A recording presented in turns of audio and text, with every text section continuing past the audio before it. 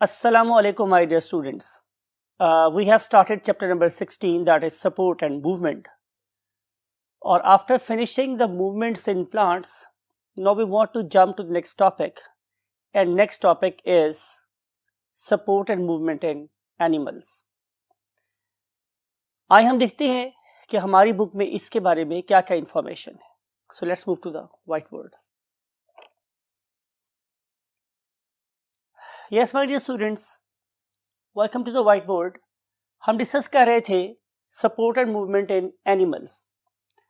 अब आपने अपनी बुक को फॉलो करना है तो आपकी बुक में क्या क्या इन्फॉर्मेशन गिवन है. तो सबसे पहली इन्फॉर्मेशन है कि what is skeleton.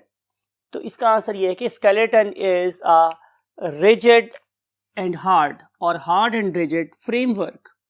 Hard and rigid framework of the body. और इस hard and rigid framework of the body के मेरे पास कितने फंक्शन हैं? 3. सबसे पहला और सबसे इंपॉर्टेंट फंक्शन क्या है? प्रोटेक्शन. कि इसकी मदद से आपके सॉफ्ट बॉडी पार्ट्स को प्रोटेक्शन मिलती है. कि जैसे मेरे बॉडी का सबसे डेलिकेट पार्ट है brain and it is being protected by the skull. फिर मेरे लंग्स और मेरा heart it is protected by the rib cage. ठीक है, तो प्रोटेक्शन इस स्केलेटन का एक one of the most vital structure है, फंक्शन है सॉरी. और नंबर 2 इज द शेप. ये क्या प्रोवाइड करता है स्टूडेंट्स? शेप प्रोवाइड करता है. फिर इसके अलावा ये करेगा स्टूडेंट्स कि ये सपोर्ट देगा. What is meant by the term support? यानी कि हमने बहुत डिस्कस किया आप लोगों के साथ कि इस पर्टिकुलर हार्ड स्ट्रक्चर के ऊपर बहुत सी सॉफ्ट चीज़ें अपने आप को अटैच कर सकती हैं, जिसकी वजह से उन्हें क्या मिल जाता है? सहारा मिल जाता है. जैसे कि हमारे मसल्स पे अटैच हो सकते हैं, हमारे लिगामेंट्स, हमारे टेंडन्स पे अटैच हो सकते हैं, और इसकी वजह से जाहिर है इसे उन्हें क्या मिल जाता है? सहारा मिल जाता है, सपोर्ट मिल जाती है. अगर मैं एनिमल्स में कॉम्प्लेक्सिटी के रेफरेंस से बात करूं तो आपको पता चलेगा कि मेरे पास 2 किस्म के क्या हो सकते हैं? ऑर्गेनिजम्स हो सकते हैं. One of them is called as unicellular organisms. तो जब मैं यूनिसेलुलर ऑर्गेनिज्म की बात करता हूं तो जाहिर है कि उस वाले केस में ये सिंगल सेल ही क्या करेगा कि अपने गिर्द कोई ना कोई क्या करेगा? स्ट्रक्चर बना लेगा, जिसकी वजह से उसको प्रोटेक्शन मिल जाएगी. और इसकी बेस्ट एग्जांपल आप लोगों ने फोरामिनिफेरेंस में देखी थी, राइट. तो unicellular organism they secrete their own shell. लेकिन अगर मेरे पास क्या हो जाए? सेल्स ऑर्गेनिजम्स हो जाए मल्टी सेलुलर. ठीक है, अगर मेरे पास ऑर्गेनिजम्स हो जाए मल्टी सेलुलर तो उस वाले केस में जो हमारा स्केलेटन है ये ज़्यादा कॉम्प्लेक्स हो जाता है. ठीक है, और उसको बनाने वाले स्पेशलाइज्ड सेल डेवलप हो जाते हैं.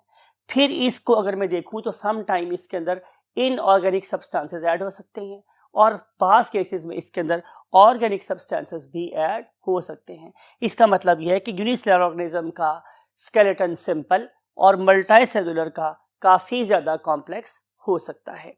तो यहाँ पे आपने स्पेशलाइज्ड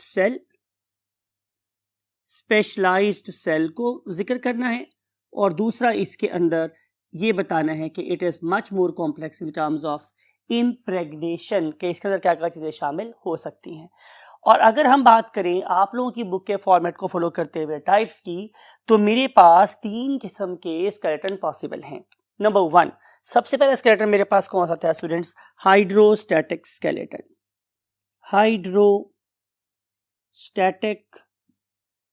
स्केलेटन, राइट. और दूसरी टाइप के स्केलेटन को हम नाम क्या देते हैं? Very simple, that is called as exoskeleton. और ये डिस्कस आप लोगों से पहले हो गया है कि बेसिकली एक्सोस्केलेटन क्या होता है कि जब बॉडी के हार्ड पार्ट्स बाहर हों और सॉफ्ट पार्ट अंदर हों तो हम उसे क्या बोलते हैं? एक्सो मीन्स बाहर पाया जाने वाला. और थर्ड किस्म का स्केलेटन क्या कहलाता है? एंडोस्केलेटन.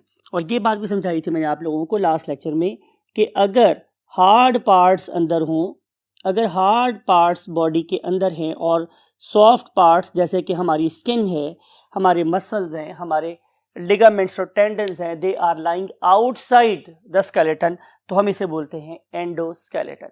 लेकिन अगर ना मेरा स्केलेटन हार्ड हो के अंदर हो और ना ही बाहर हो, बल्कि किसी फ्लूइड की वजह से मेरी स्ट्रक्चर बन रही हो, तो हम उसे नाम कर देते थे हाइड्रोस्टैटिक स्केलेटन। और हमारा जो पहला टाइप ऑफ स्केलेटन जिसको हम डिटेल से पढ़ने वाले हैं आज, that is none other than hydrostatic skeleton. So let's move to the hydrostatic skeleton. नाम के मीनिंग हम अंडरस्टैंड करेंगे। बहुत पढ़े लिखे बच्चे, आपके लिए कोई मुश्किल सी बात नहीं है कि जहां कहीं भी हम वर्ड हाइड्रो यूज करते हैं तो उससे मुराद एक ही होती है कि यहाँ पे जो मोस्ट वाइटल मॉलिक्यूल है दैट इज अ वाटर। तो अगर किसी स्केलेटन की स्ट्रक्चर को शेप देने का काम कौन कर रहा हो, वाटर और वाटर लाइक सब्सटेंस, तो हम उसे क्या बोलेंगे, हाइड्रोस्टैटिक स्केलेटन। देखते हैं कि ये वाला स्केलेटन कहाँ होता है, किस जगह लोकेट करता है, कौन से फाइलम में होता है। इन सारी इंफॉर्मेशन को स्टडी करने के लिए jump to the next part of the board. Yes my dear students, location हम बात कर रहे हैं हाइड्रोस्टैटिक स्केलेटन की। तो आंसर मेरे पास ये है मेरे स्टूडेंट्स कि इन ऑर्गेनिजम्स की कि जिनमें ये पाया जाता है, they have got a cavity, ठीक है। और उस पर्टिकुलर कैविटी को हम लोग नाम क्या देते हैं, गैस्ट्रोवेस्कुलर कैविटी, गैस्ट्रोवेस्कुलर कैविटी, ठीक है। अब आप लोग जरा पार्ट 1 के एनिमल किंगडम वाले चैप्टर को अपने माइंड में लाएं और सोचें कि कौन कौन से ऐसे फाइला हैं कि जिनके अंदर गैस्ट्रोवेस्कुलर कैविटी पाई जाती है। तो जाहिर है कि जिन जिन ऑर्गेनिजम्स के अंदर गैस्ट्रोवेस्कुलर कैविटी पाई जाती होगी, या हम एक और वर्ड यूज करेंगे आप लोगों के साथ, सिलोमिक कैविटी, सिलोम, इधर इट वाज अ सूडोसिलोम और इट वाज अ सिलोम, तो उनके अंदर भी अगर स्केलेटन कोई और ना हुआ तो यही प्रेजेंट होगा, राइट। तो कोई नाम आया आप लोगों के माइंड में? तो आंसर इज वेरी सिंपल कि हमारे पास फाइलम है नंबर 1 वाज नाइडेरिया। आप में से किस स्टूडेंट्स के माइंड में इसकी एग्जाम्पल आई है नाइडेरिया की? अगर नहीं आई तो मैं आप लोगों को बताता हूं कि हम नाइडेरिया को फाइलम सिलेंट्रेटा और खेलेंट्रेटा भी कहते हैं। और इसकी एग्जाम्पल में आप लोगों के पास क्या प्रेजेंट था, हाइड्रा। फिर इसकी एग्जाम्पल थी मेरे पास जेलीफिश, राइट। और फिर इसकी एग्जाम्पल थी मेरे पास सी एनेमनी, बहुत से लोग इसे सी एनीमोन भी बोलते हैं, सी एनेमनी। तो ये जो एग्जाम्पल्स हैं ये किसकी हैं, फाइलम नाइडेरिया की। इसके अलावा यू नो कि हमारे पास प्रेजेंट था फाइलम नीमाटोडा। और अगर आप लोगों से मैं पूछूं कि आप में से किसी को इसी एग्जाम्पल याद आई है तो एस्केरस लैम्ब्रिकॉइड, ये इसकी एग्जाम्पल है। और फाइनली आप लोगों को एक और ग्रुप में नजर आता है that is called as the phylum annelida. और एनेलिडा की जो एग्जाम्पल हैं उसमें जाहिर है अर्थवर्म और लीचेस शामिल हैं, लीचेस। अगर आप में से कोई और बच्चा मुझे एक और नाम बताए तो डेफिनेटली मुझे बहुत ज़्यादा खुशी होगी, बिकॉज कि हमने इस चैप्टर को बहुत डिटेल से पढ़ा था। और इसका आंसर है मेरे पास नेरीज। तो these are the examples of the organisms that have got what the hydrostatic skeleton, right. अब ये मोड ऑफ एक्शन कैसा होता है, हम इन्हीं ऑर्गेनिजम्स को एग्जाम्पल बना के मोड ऑफ एक्शन की बात करेंगे।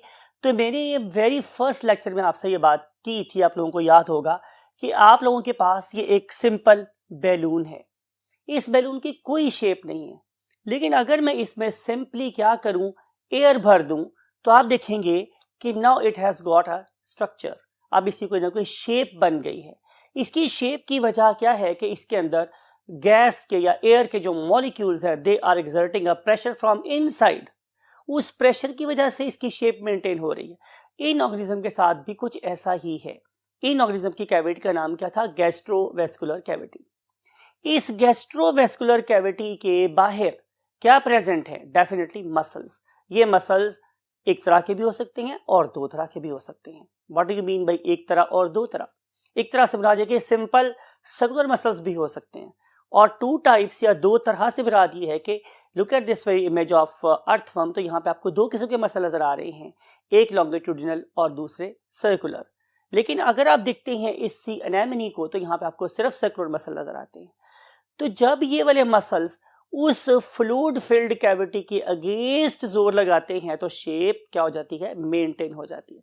आप लोगों ने ये वाली बात भी देखी होगी माय डियर स्टूडेंट्स कि हमारे मसल्स को काम करने के लिए एक रेफरेंस फोर्स चाहिए होती है, राइट। मिसाल के तौर पे आपने देखा होगा कि अगर कोई एस्ट्रोनॉट खलाई स्टेशन से या स्पेस स्टेशन से वापस हमारी ज़मीन पे आता है तो उसके मसल्स बहुत वीक हो चुके होते हैं क्योंकि वहाँ पे ग्रेविटी नहीं होती, तो उनके मसल्स वीक हो जाते हैं, they don't have sufficient force to work against it.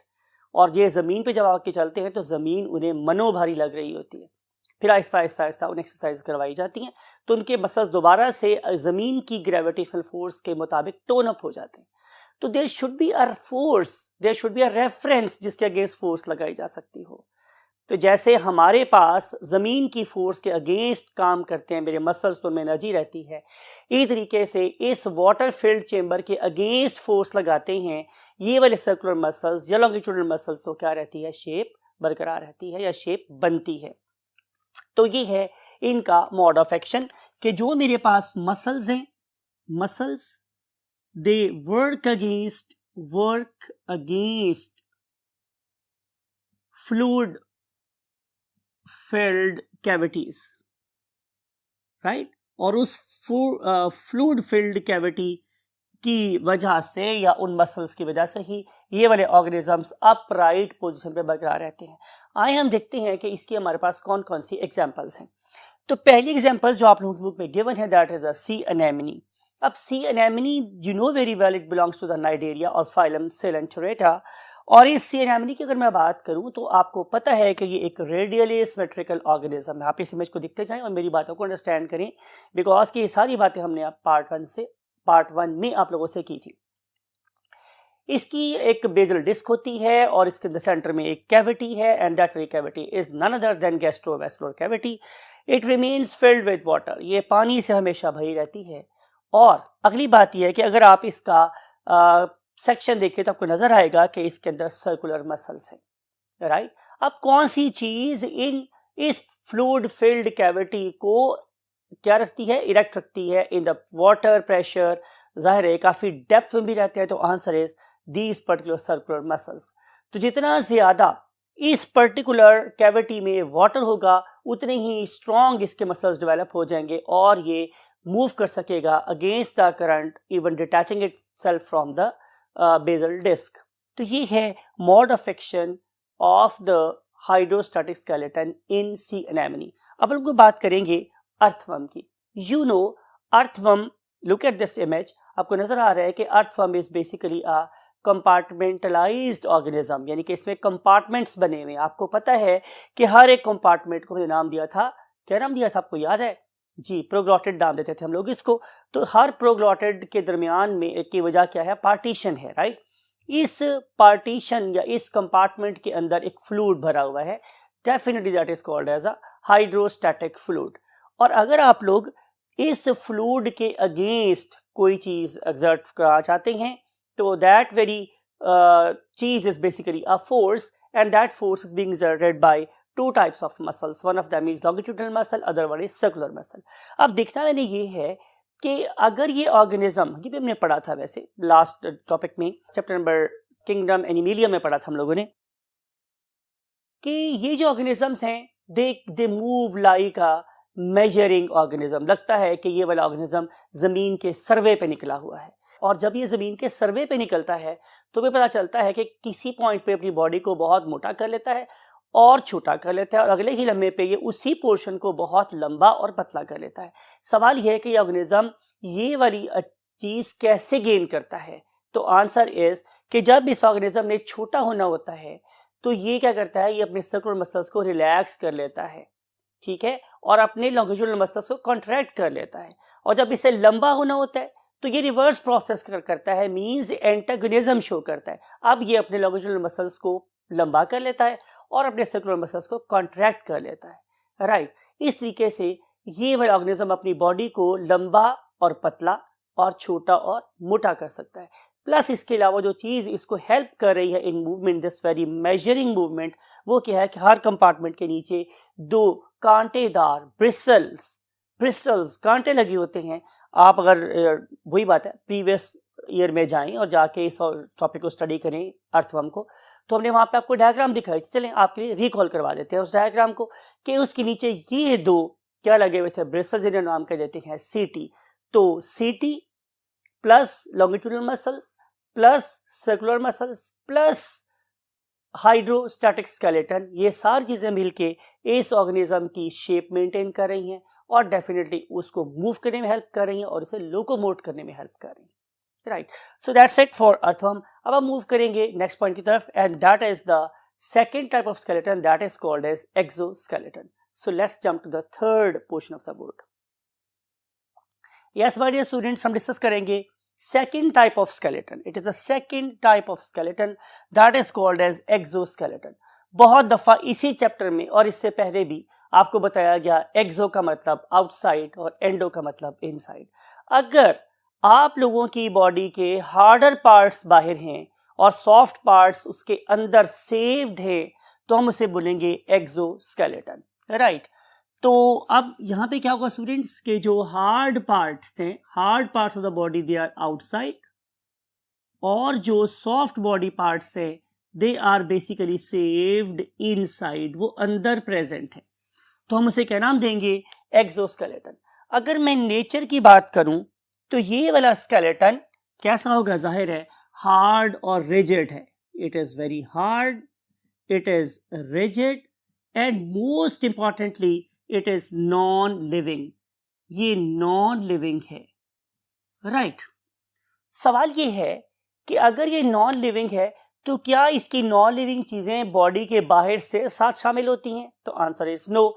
इसको सेक्रीट करता है इस ऑर्गेनिज्म की स्किन का आउटर मोस्ट पार्ट, और आउटर मोस्ट पार्ट का नाम मेरे पास क्या था, epidermis. It is secreted by epidermis. Right, अब अगर एपिडर्मिस है तो क्या ये एक लेयर पे मुश्तमिल शेल है या 2 लेयर्स पे? तो answer is there are 2 layers of this very skeleton. तो लिखते हैं यहाँ पे नंबर ऑफ लेयर्स आर 2। क्या इनके कोई नाम भी हैं? तो आंसर इज यस। पहले का नाम, पहली लेयर का नाम है मेरे पास क्या, एपिक्यूटिकल। एपी आपको बहुत दफा बताया, एपिडर्मिस। राइट, एपी का मतलब कैसा, आउटर मोस्ट।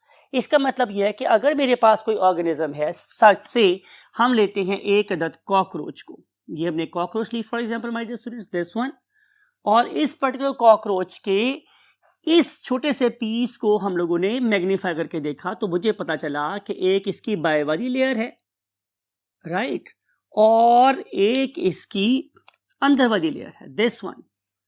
तो ये जो बाहर वाली लेयर है, ये बाहर वाली layer outer most, it is basically एपिक्यूटिकल।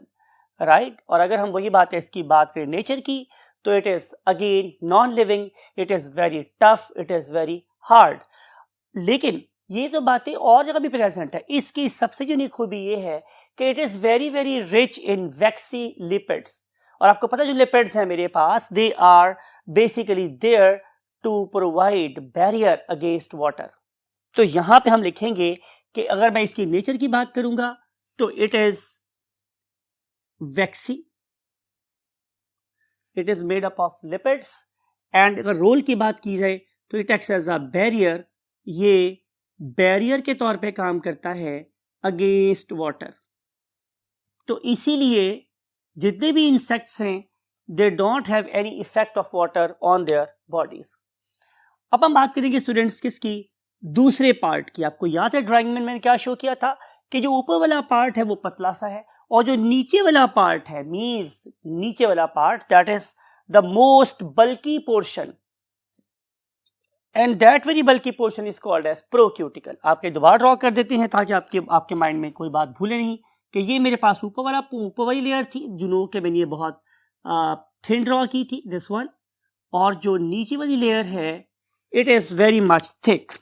तो जो लेयर में अब ड्रॉ कर रहा हूं, this one, that is starting from here and then going down, this whole thick layer of the skeleton, it is basically procuticle. इसका नाम प्रोक्यूटिकल है। और इस ऊपर वाली ट्रांसपेरेंट सी थिन लेयर का नाम मेरे पास क्या है? एपिक्यूटिकल। एपिक्यूटिकल, राइट। और ये जो मेरे पास एपिक्यूटिकल है, जैसे मैंने बोला कि इट इज द बल्कि, ये सबसे ज्यादा मोटी लेयर है। इट असाइंस मैस, ये मैस प्रोवाइड करती है। और अगर मैं इसकी कंपोजिशन की बात करूं कि ये किस किस चीज के मिलने से बना हुआ है, तो answer is very simple. Number one, its chief component is chitin, right?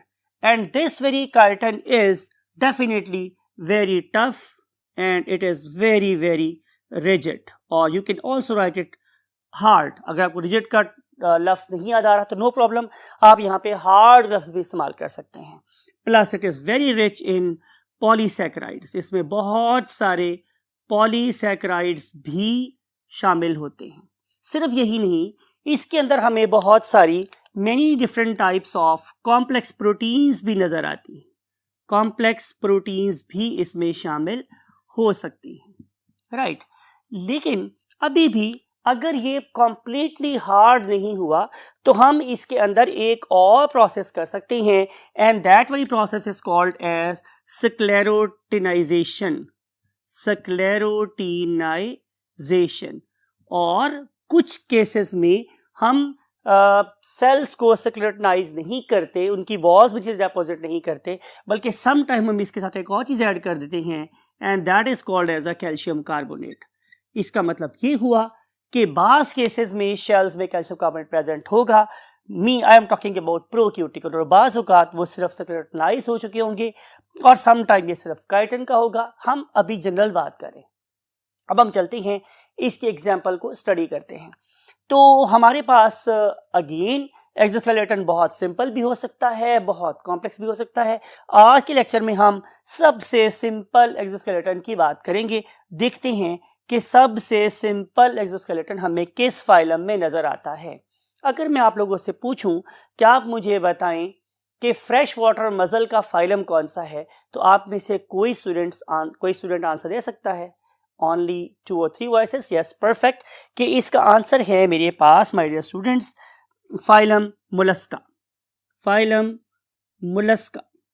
तो फाइलम मोलस्का के ऑर्गेनिजम्स दो टाइप के हो सकते हैं।